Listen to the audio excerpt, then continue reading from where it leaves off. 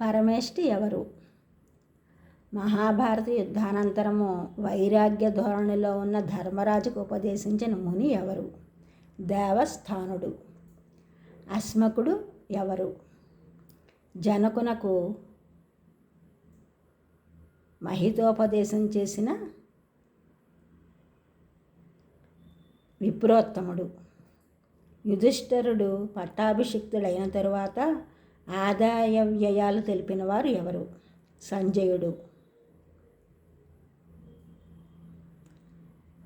పురుషార్థ సాధకమగు దండనీతి శాస్త్ర రచయిత ఎవరు? పరమేష్టి. పురుషార్థ సాధకమగు దండనీతి శాస్త్ర రచయిత పరమేష్టి.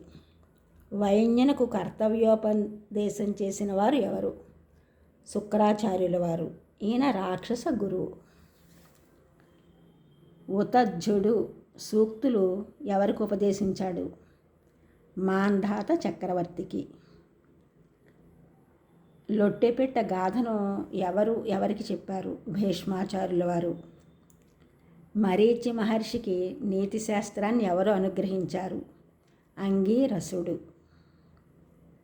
తాను జయించిన పృథ్వీతలాన్ని అంతన్ని అర్ధులకు అర్పించిన వారు ఎవరు? భార్గవరాముడు అనగా పరశురాముడు. వృత్తాసుర రక్తం నేలపై ఏ రూపంలో ఉద్భవించింది? పుట్టగొడుగులుగా.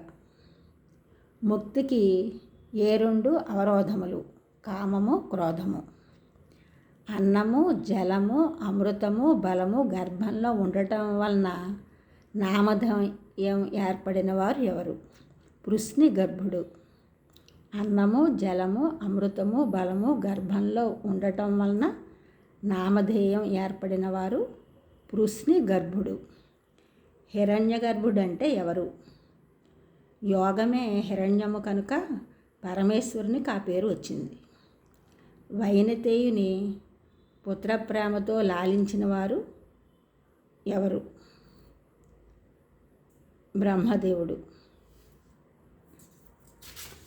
భూగీత అంటే ఏమిటి?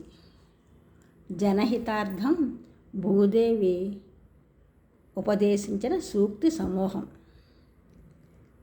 రంతిదేవుని యాగ పశువుల రక్తధారలతో ఏర్పడిన ప్రవాహం ఏది?